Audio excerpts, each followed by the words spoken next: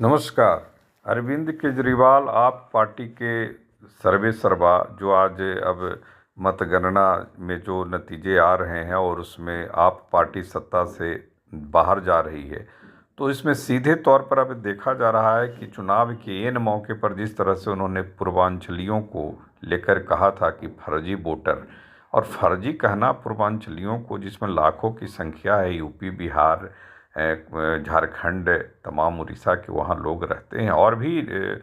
इसको अगर देखा जाए तो नॉर्थ ईस्ट तक भी दायरा बढ़ाया जा सकता है, लेकिन फोकस में मूल रूप से बिहार, यूपी और झारखंड उड़ीसा अधिकांश आ जाते हैं। उनको एक तरह से फर्जी वोटर कहना, और उसके बाद उनको लग रहा था कि वो इस बार भी तीसरी बार हैट्रिक बना लेंगे, इतना आसान नहीं होता है। अरविंद केजरीवाल आप पार्टी के संयोजक और पिछले कई बार से इस तरह की बातें कहते आ रहे हैं, और जिस तरह से उनको लग रहा था कि रेवड़ियों के आधार पर जिस तरह से रेवड़ी बांटने की घोषणा कर रहे थे, झारखंड मॉडल को लागू करना चाह रहे थे दिल्ली में, दिल्ली विधानसभा चुनाव में, तो इस बार पूर्वांचलियों ने कहा जा सकता है कि अपना दम दिखा दिया और बताया कि आप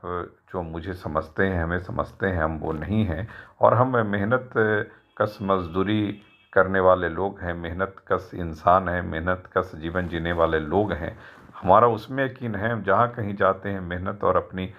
श्रम, अपने मेहनत के बदौलत काम करते हैं, उसमें हमारी पहचान है। किसी अरविंद केजरीवाल, किसी आप, किसी और तमाम ऐसी राजनीतिक पार्टियों को उनको रत्ती भर चिंता नहीं, और जब 2 बार मौका दिया गया तो उनके लिए आपने किया कि आज भी अरविंद केजरीवाल खुद बताते हैं कि कई सैकड़ों ऐसी बस्तियां हैं जहां पर बुनियादी सुविधा नहीं है। आपको तो, अरविंद केजरीवाल को तो 10 साल मौका मिला, पहले भी कुछ गठजोड़ के साथ भी सरकार में रहे थे, तो 10 साल में भी आपने वहाँ के पूर्वांचलियों के लिए क्या काम किया। यहाँ तो ऐसा भी कहा जा रहा है कि जो कांग्रेस के नेता, बिहार प्रदेश कांग्रेस के अध्यक्ष जो हैं अखिलेश प्रसाद सिंह ने कहा था कि वहाँ तो एक पहचान पत्र दिया जाएगा, उनके लिए अलग एक मंत्रालय की मांग की जाएगी, मंत्रालय बनाया जाएगा यहाँ तक। और पहली बार नहीं है कि अरविंद केजरीवाल ने ऐसा पूर्वांचलियों के साथ कहा हो, इसके पहले भी उन्होंने कहा था एक बार कि लोग ट्रेन से टिकट कटा लेते हैं और यहाँ की हेल्थ व्यवस्था चौपट कर दी जाती है, मैंने कई लाख का वो यहाँ की सुविधा ले लेते हैं। ऐसी बात एक देश में रह कर के, और आप दिल्ली राजधानी के बगल के रहने वाले, हरियाणा के रहने वाले हैं, वहाँ के लोगों ने आपको जो है वो इस बार जो है वो 2 बार से मौका दिया। इस बार आप जाट की राजनीति, जाट आरक्षण की राजनीति भी खेलने लगे थे, तो जाट भाइयों ने इस बार आपको दिखा दिया कि पिछले 10 साल में आपने वहाँ क्या किया था। तो कई ऐसे मसले इस बार रहे, और चूँकि इस बार सत्ता विरोधी लहर दिखी कि जितनी बात अरविंद केजरीवाल कहते आ रहे थे, लेकिन सत्ता में लगातार रहने के बाद जिस तरह से इनके ऊपर अय्याशी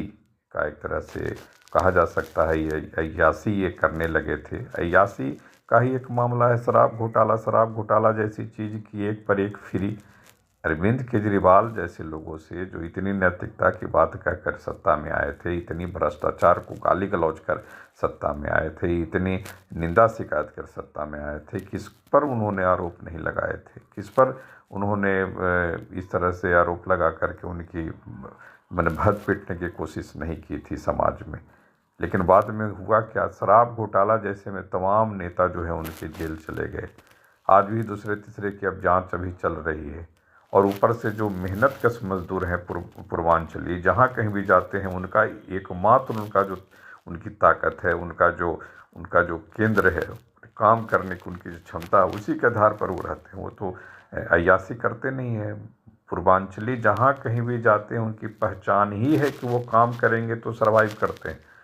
ये उनके खून में है। वो इसी से वो अपनी अभी तक जिस रूप में उनकी पहचान बनी हुई है, पहचान ईमानदारी के साथ, मेहनत मजदूरी करके, वो इस तरह के सिर्फ नारेबाजी और फतवेबाजी करके वो तो जीते नहीं हैं।